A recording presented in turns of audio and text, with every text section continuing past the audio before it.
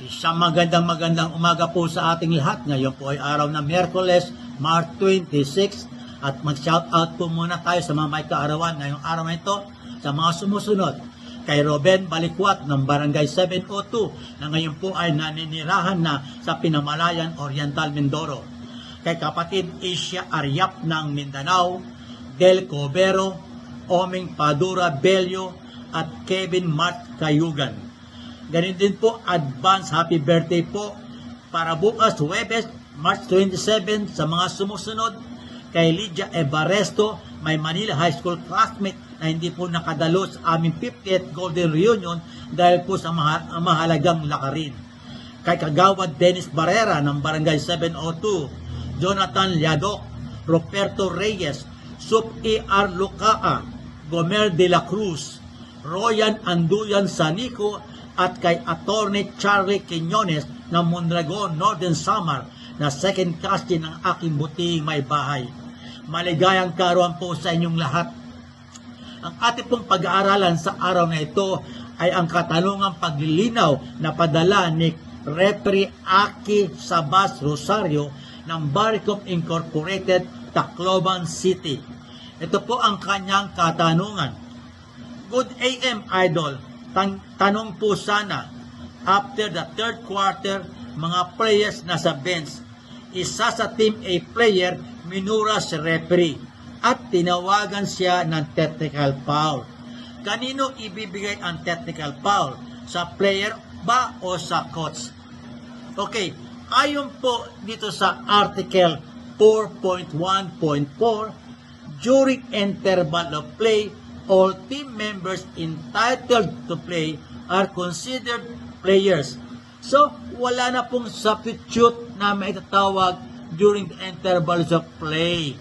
Lahat po ay players ang tawag.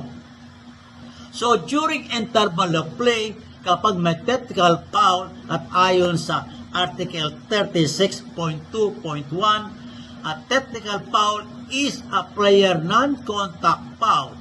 Therefore, sa player charge ang technical foul at hindi sa head coach.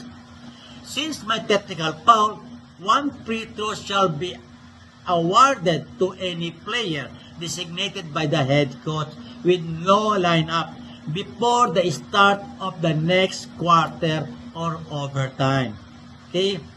At ang technical foul po na itawag ayon sa Article 41.1.2, all team fouls committed in an interval of play shall be considered as being committed in the following quarter or overtime. So, at the start of the next quarter, may first team foul na po ang isang team. Okay? But may sitwasyon po na charge sa head coach. Ito ay ayon sa excluded player na makikita natin sa Article 4.1.3. Excluded player is a team member after having committed 5 fouls is no longer entitled to play. So kapag na technical foul ang excluded player at ayon sa Article 36-21 ng OPRI, any further technical foul against the excluded player shall be charged against the head coach. So, after the third quarter, so interval play papunta sa fourth quarter, na technical foul ang A6. And the A6 na found out na meron pang 5 personal foul. So, technical foul niya ay charged na sa head coach kasi excluded player na po siya. Ganun din po resumption ng game. One free throw with no line-up bago po mag-start ang next quarter.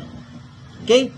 Pero may pagkakaiba po ang Article 9-1 dito sa ating tinalakay. Dahil ang ating tinalakay yung intervals of play between the first quarter and second quarter, between the second quarter and third quarter, between the third quarter and fourth quarter, or between the fourth quarter or each overtime period. Dahil po itong Article 9-8, ito po ang during the interval of play before the game. If there is a technical foul, the head coach shall designate one of the team starting 5 to attempt the free throw. Kasi po, hindi pa nagsisimula pang game. 20 minutes before the game, nandun na po ang mga referee.